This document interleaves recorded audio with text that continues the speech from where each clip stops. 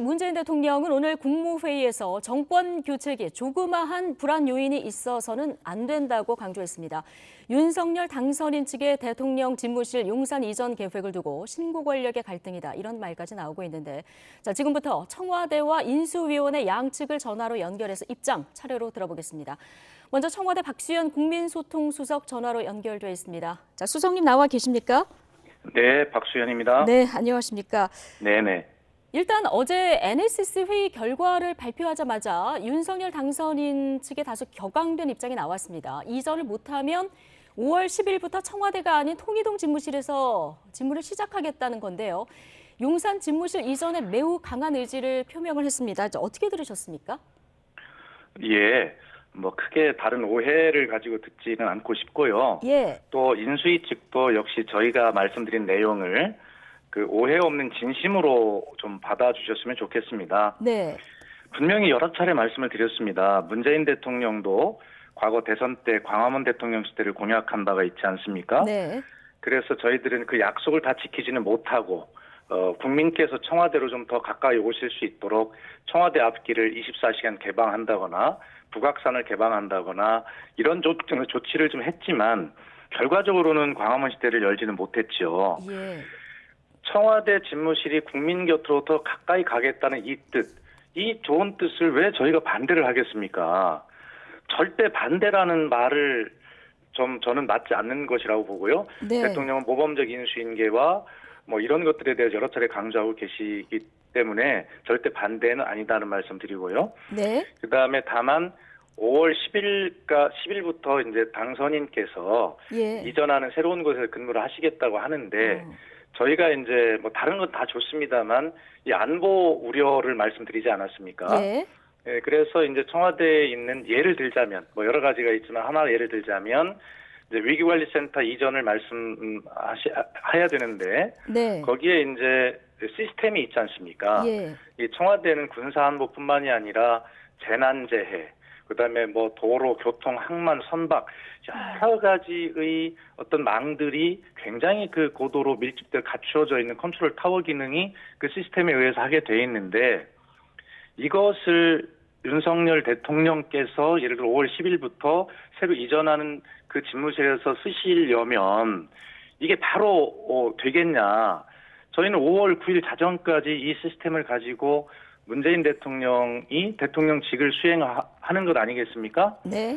그래서 이런 어떤 차이를 어떻게 극복할 것이냐, 그다음에 그 대책이 어떻게 돼 있느냐라고 하는 것들을 서로 이야기를 해서 네. 윤석열 대통령 당선자께서 국민 곁으로 다가가겠다고 하는 그 약속을 잘 지켜지기를 저희는 협조하는 마음으로 말씀드리는 것이지 예. 반대가 아니다는 말씀을 드립니다. 반대는 아니다. 지금 안보뿐만 아니라 재난재해를 다 컨트롤해야 되는데 이걸 통째로 옮기기에는 시간상 부족하다, 이런 의견을 피력하신 거다 얘기를 해주셨는데, 어제 오전에 박 수석께서 우리가 못 지킨 약속을 지키길 기대한다, 이렇게 발언하셔서 이전 네. 비용 예비비 통과도 되나 보다, 이런 해석이 많았거든요. 근데 NSC 열린 이후 오후 공식 브리핑에서는 지금 말씀하신 것처럼 이제 안보 공백 우려로 용산 이전이 촉박한 시간 내에는 무리다, 이렇게 발표가 되다 보니까 여러 해석이 나온 것도 사실이거든요.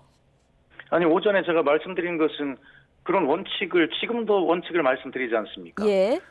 대통령 당선인의 그 공약과 이런 비전에 대해서 반대하지 않는다라고 말씀을 드린 거고요. 예. 그건 지금도 마찬가지입니다. 반대가 아니라고 말씀드렸지 않습니까? 예. 예상되어지는 그런 어떤 해결해야 될 문제점, 우려, 이런 것들을 인수위 측에 전달을 하고 또 그에 대한 대책은 잘 이렇게 준비를 하고 계신가, 또 그렇게 하고 계시리라 믿습니다만 예. 그러면 그런 우려에 대해서 또 설명을 해주시면 되지 않습니까? 네. 이것을 서로 어떤 이렇게 반대한다고 이해하시고 또 그에 대응하는 정도의 또 메시지가 나오고 이렇게 할 문제가 저는 아니라고 생각하는데 왜 예. 이것이 신구 권력 간의 충돌인지 예. 그리고 왜 오후에 들어서 급변해서 말을 바꿨다고 하시는지 예. 그리고 심지어 어떤 언론에는 보니까 청와대 내에 윤석열 당선자님에 대한 협조파와 투쟁파가 있다는 기사, 예. 그리고 용산 이전에 대한 비공개 여론조사를 청와대가 했다는 기사, 네. 그리고 문재인 대통령이 이런 것에 대해서 어떤 그 경로를 막 했다는 기사 이런 건 전부 사실이 아니거든요. 예, 알겠습니다. 예. 그러니까 용산으로 옮기는 것에 대한 반대는 아니고 좀 더 잘 준비해서 5월 10일 뒤에 조금 천천히 이전하는 게 어떻겠냐 이런 입장으로 저희가 이해를 하면 되겠습니까? 거기서 한 가지 더 정확하게 정리하는 것은 네. 저희가 대통령 집무실을 국민 곁으로 가까이 가겠다는 걸 적극 저희도 희망했었고 그렇게 네. 하시기를 바라는데요. 거기가 용산 이전이냐 아니냐 그 어떤 어디로 옮겨갈 것인가에 대한 판단을 저희는 하지 않는다는 말씀을 드립니다. 예, 장소에 대한 판단은 하지 않겠다. 자, 네. 김은혜 오늘 대변인도 청와대가 원하는 뜻이 뭔지 전달해주면 잘 수기해보겠다 이런 입장이 나와서 앞으로 협의 과정 좀 지켜봐야 될 것 같고요. 자, 안보 문제 관련해서요. 윤 당선인 측에서는 유사시 이 중심축이 합참이고 합참은 이번에 그냥 그대로 있는데 무슨 공백이나 이런 주장이거든요. 자, 국방부 이야기도 다 들었다 얘기를 하고 있는데 어떻게 보십니까?